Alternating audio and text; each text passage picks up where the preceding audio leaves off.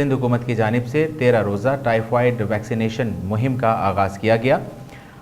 گزشتہ روز مہم کے آغاز کے پہلے ہی دن اورنگی ٹاؤن میں انجیکشن سے ری ایکشن کا کیس سامنے آ گیا۔ اسی پر بات کرنے کے لیے ہمارے ساتھ DNN کے ہیلتھ ڈیسک کے انچارج سراج امجدی صاحب اسٹوڈیو میں موجود ہیں، ان سے بات کرتے ہیں۔ جی سراج امجدی صاحب، پاکستان ٹائیفائڈ کی ویکسینیشن لگانے والا پہلا ملک بن گیا ہے۔ رضوان باسط صاحب، میں آپ کا بہت شکر گزار ہوں کہ صحت جیسے اہم اور حساس موضوع پر خاص طور پر کراچی میں گزشتہ کل بچوں کے ساتھ ٹائیفائڈ کی قومی مہم کے پہلے روز جو افسوسناک واقعہ رونما ہوا ہے، اس پر آپ نے مجھے اپنے ناظرین سے گفتگو کے لیے اسٹوڈیو میں مدعو کیا ہے، لیکن میری آپ سے گزارش یہ ہوگی کہ یہ میرے پاس جتنا کم وقت ہے اس میں آپ مجھے بولنے کا موقع دیجیے گا تاکہ میں کم وقت کے اندر ناظرین کو محکمہ صحت کے حوالے سے ان کو باقاعدہ آگاہ کر سکوں اور انہیں بتا سکوں کہ ہمارا محکمہ صحت عوام کی صحت کے لیے کتنا سنجیدہ یا کتنا ذمہ داری کے ساتھ اپنا کردار ادا کر رہا ہے۔ جی سراج صاحب، بتائیے گا کہ ٹائیفائڈ سے بچاؤ کے قومی مہم کے پہلے ہی روز جو ہے نا، وہ کراچی جیسے شہر میں بچوں کو ویکسین لگانے کے دوران ایک نجی اسکول میں جو سانحہ پیش آیا ہے، اس حوالے سے آپ کیا کہیں گے؟ دیکھیے، سب سے پہلی بات تو یہ ہے کہ اس میں دو رائے ہو نہیں سکتی ہیں کہ انسداد ٹائیفائڈ کی قومی مہم کے پہلے روز میں ہی افراتفری کا یہ عالم رہا ہے کہ اس کے رسمی افتتاح کا جو پروگرام ضلع وسطی میں رکھا گیا تھا، اس پروگرام کا باقاعدہ انعقاد بھی نہیں ہو سکا، اور اورنگی ٹاؤن میں ایک نجی اسکول میں بچوں کو ویکسین لگاتے ہوئے جو واقعہ پیش آیا ہے، یہ سراسر محکمہ صحت کی بد انتظامی اور بد نظمی کا وہ ثبوت ہے کہ جس سے محکمہ صحت سندھ اپنے آپ کو بری ذمہ قرار نہیں دے سکتا ہے۔ مجھے تو افسوس اس بات کا ہے کہ اس قومی مہم کے دوران اس واقعے کے رونما ہونے پر 24 گھنٹے گزرنے کے باوجود وزیر صحت سندھ، اور سب سے بڑی بات تو یہ ہے کہ اس وقت سیکریٹری صحت سندھ کوئی ہے ہی نہیں، وزیر صحت سندھ کو اس مہم کے شروع ہونے سے ایک ہفتے پہلے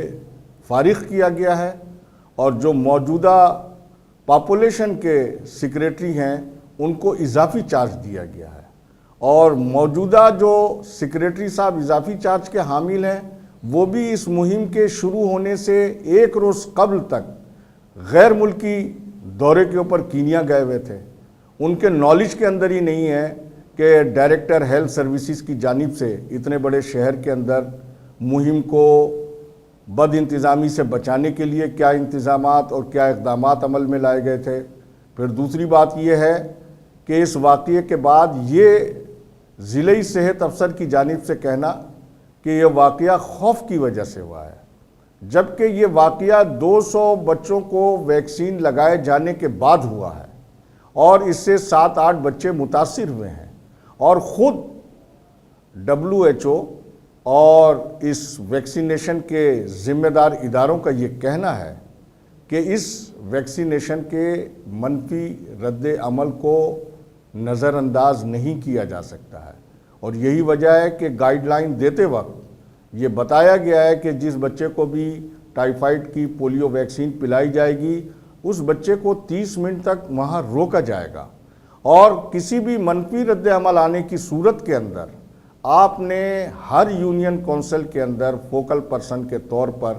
ایک کوالیفائڈ ڈاکٹر کو رکھا ہے تاکہ وہ اس ایمرجنسی کو دیکھتے ہوئے اس بچے کے اندر جو منفی اثرات ظاہر ہوئے ہیں اس کو ریکور کر سکے۔ لیکن سوال یہ پیدا ہوتا ہے کہ بچوں کی ویکسینیشن کے لیے جو فوکل پرسن بنایا گیا ہے وہ فوکل پرسن جو ہے لگائے جانے والی ویکسینیشن سے کتنے فاصلے کے اوپر ہے اور کتنے منٹ کے اندر وہاں پہنچا جا سکتا ہے۔ پھر گائیڈ لائن کے اندر یہ بھی بتایا گیا ہے کہ اس ٹائیفائڈ کی ویکسین کا وائل کھلنے کے 6 گھنٹے کے بعد یہ غیر مؤثر ہے۔ تو مجھے نہیں معلوم کہ جو وائل ان بچوں کو جو 7-8 بچے متاثر ہوئے ہیں اور ان میں سے تاحال 3 بچے نجی اسپتالوں کے اندر باقاعدہ زیر علاج ہیں، جن میں سے 2 بچیاں شمالی ناظم آباد میں اور ایک نجی اسپتال جو اسٹیڈیم روڈ کے اوپر ہے، ایک بچہ وہاں پر زیر علاج ہے۔ افسوس کی بات یہ ہے کہ وفاقی مشیر صحت نے بھی اس اتنے بڑے واقعے کے اوپر تاحال ان متاثرہ بچوں سے اور ان کے والدین سے کوئی دل جوئی کا سامان نہیں کیا ہے، اور ہماری وزیر صحت نے بھی اس کا کوئی نوٹس نہیں لیا ہے۔ اور سب سے بڑی حیرت کی بات یہ ہے کہ سندھ اسمبلی کا اجلاس چل رہا ہے اور ہمارے اسمبلی کے اجلاس کے اندر یہ فلور کے اوپر آج بات ڈسکس ہونی چاہیے تھی، لیکن افسوس یہ ہے کہ جو عوام کے منتخب نمائندے ہیں ان کا میرا خیال عوام کی صحت سے ایسا کوئی گہرا تعلق نہیں ہے۔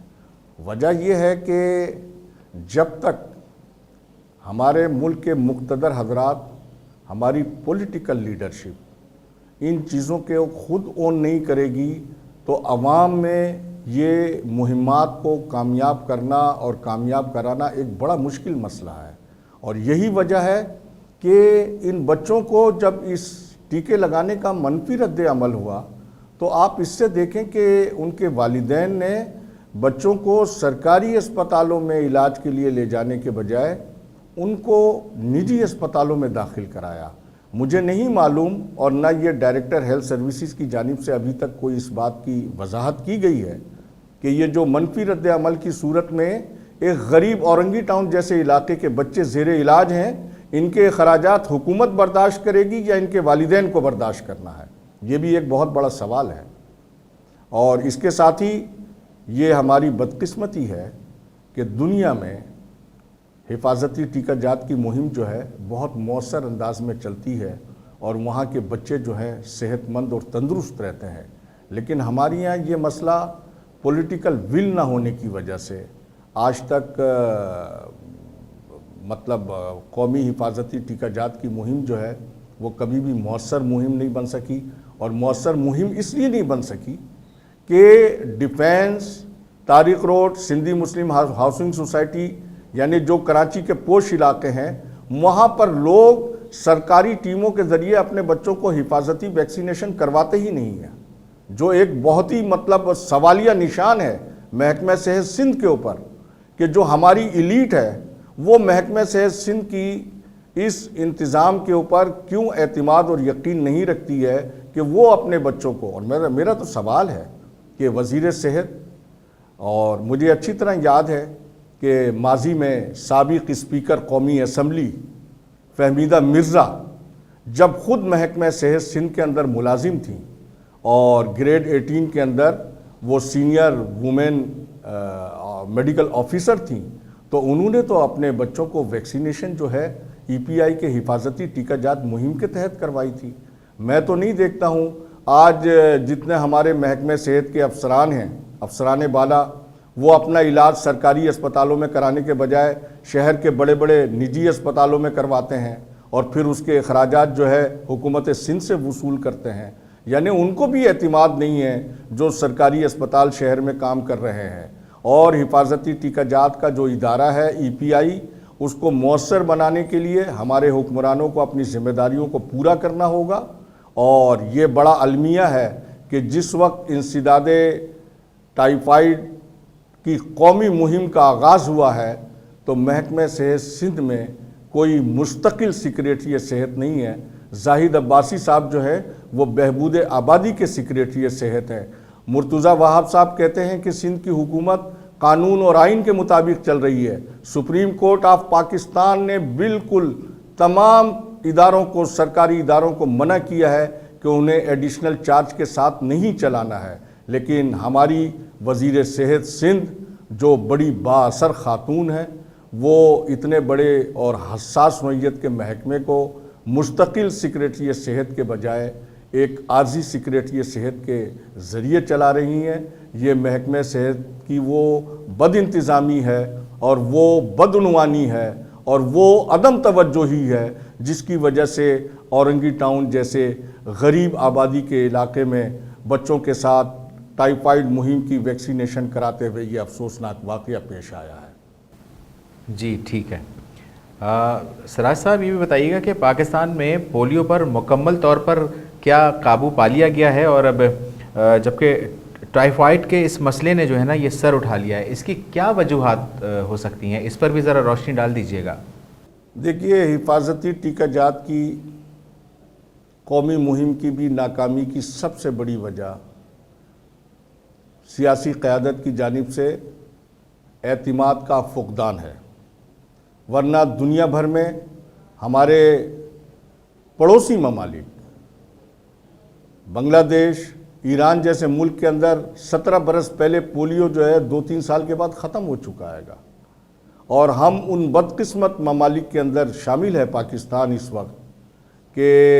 پولیو جو ہے تاحال ختم نہیں ہو سکا، بلکہ پولیو جو ہے مسلسل اس کے کیس رپورٹ ہو رہے ہیں، اور اس کی وجہ 18ویں آئینی ترمیم کے بعد اور اس سے پہلے بھی وفاقی حکومت بھی اس سے اپنے آپ کو بری الذمہ قرار نہیں دے سکتی ہے، اور نہ ہی صوبوں کی حکومتیں اس سے اپنے آپ کو بری الذمہ قرار دے سکتی ہیں۔ مجھے افسوس کے ساتھ یہ کہنا پڑ رہا ہے کہ عمران خان کی وفاقی حکومت منتخب لوگوں سے وفاقی وزارت صحت چلانے کے بجائے نامنڈیٹڈ مشیر صحت کے ذریعے وفاقی وزارت صحت کو چلانے کی کوشش کر رہے ہیں، بلکہ جس طریقے سے سندھ حکومت آصف علی زرداری کے خاندان کے ذریعے محکمہ صحت سندھ کو چلانے کی کوشش کر رہی ہے، اسی طرح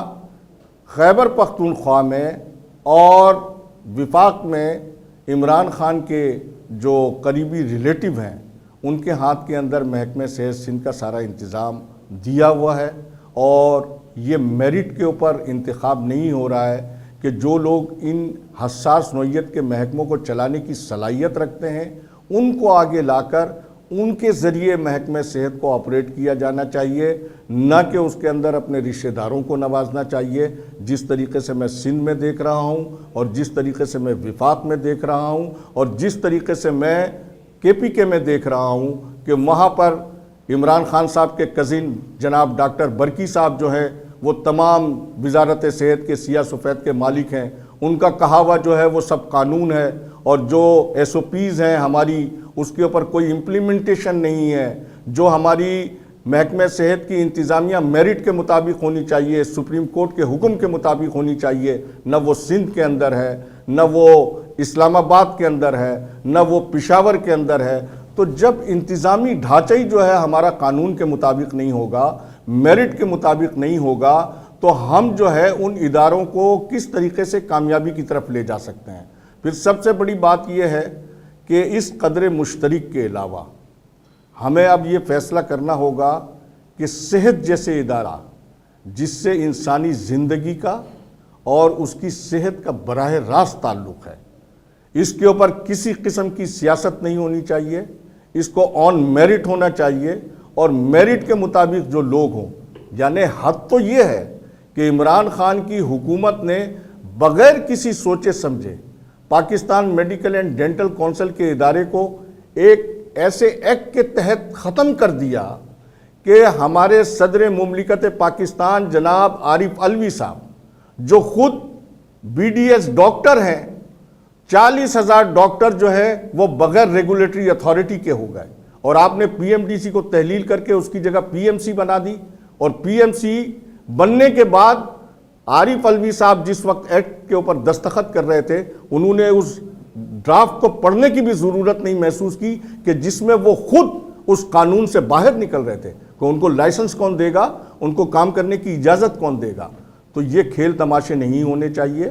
جو ہماری یہاں موجودہ قوانین ہیں اس کے اندر جہاں جہاں اسے ٹھیک کرنے کی ضرورت ہے وہ اصلاحات ضرور کی جائیں، لیجسلیشن کی جائے، اور پاکستان میڈیکل ڈینٹل کونسل کو بدلے ہوئے حالات کے مطابق اس میں ضروری ترامیم کر کے صحت کی جو ذمہ داری ریگولیٹری اتھارٹیز کی ہیں وہ انہی کے سپرد ہونی چاہیے، اور اس طریقے سے نہیں ہونا چاہیے کہ صرف اپنے رشتہ داروں کو، دوستوں کو اور دیگر لوگوں کو نوازنے کے لیے ان اداروں کو ان کا مطلب کھلونا بنا دیا جائے، بلکہ صحت اور تعلیم کے تو ایسے حساس ادارے ہیں کہ اس کے اوپر قطعی طور کے اوپر اس بات کی اجازت نہیں ہونی چاہیے کہ کسی کو بھی اقربا پروری اور منظور نظر ہونے کی بنیاد کے اوپر ان اداروں کو ان لوگوں کے حوالے کر دیا جائے۔ جی بہت شکریہ سراج امجدی صاحب، آپ ہم سے تفصیلی گفتگو کر رہے تھے، آپ نے وقت دیا، آپ کا بہت شکریہ۔